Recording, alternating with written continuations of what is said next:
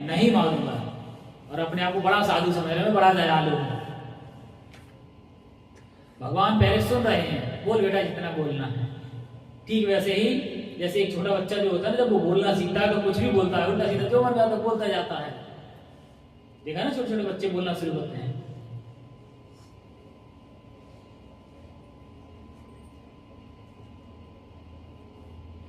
और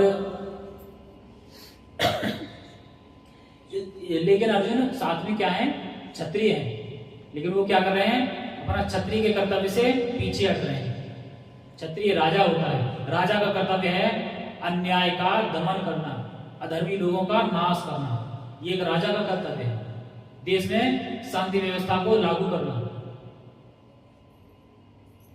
लेकिन अगर दुष्ट लोगों का शासन हो जाए तो क्या देश में शांति रह सकती है?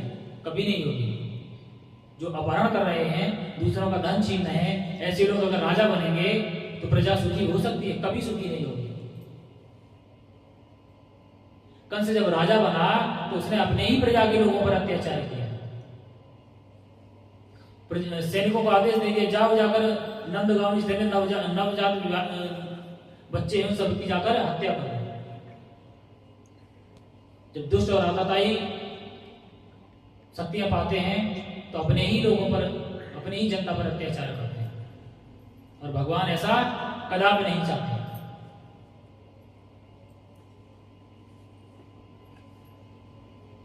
अर्जुन साधु बनना चाह रहे हैं कि मैं साधु हूं, दिखा रहे हैं कि बहुत साधु हूं, और मैं ऐसा नहीं करना चाहता हूं, और अपना क्षत्रिय का जो कर्तव्य है उसको नहीं करना चाहते हैं। आगे प्रभुपाद जी कहते हैं, यद्यपि राज्य के प्रशासन के लिए उत्तरदायी व्यक्ति को साधु प्रकृति का होना चाहिए, किंतु उसे कायर नहीं होना चाहिए। मतलब अगर कोई राजा है तो उसे धर्मात्मा होना चाहिए, लेकिन धर्म की आड़ में उसको कायर नहीं बनना चाहिए। जो उसका कर्तव्य है प्रजा की रक्षा करना, तो उस कार्य को अवश्य करना चाहिए, और आतताइयों का वध करना। और आतताई इसमें बताए गए कितने प्रकार के आतताई हैं। ये एक राजा का कर्तव्य है। प्रभुपाद बता रहे हैं कि एक राजा का क्या कर्तव्य होना चाहिए।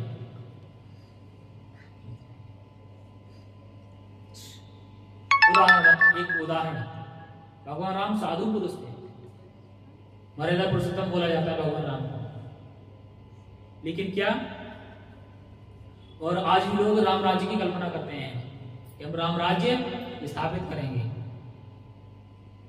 इसका मतलब राम इतने साधु थे, इतने साधु पुरुष थे कि सभी उनके राज्य में रहना चाहते हैं। आज भी उनके राज्य में रहना चाहते हैं, उनके जैसा राज्य चाहते हैं, जैसा कि भगवान राम ने शासन किया।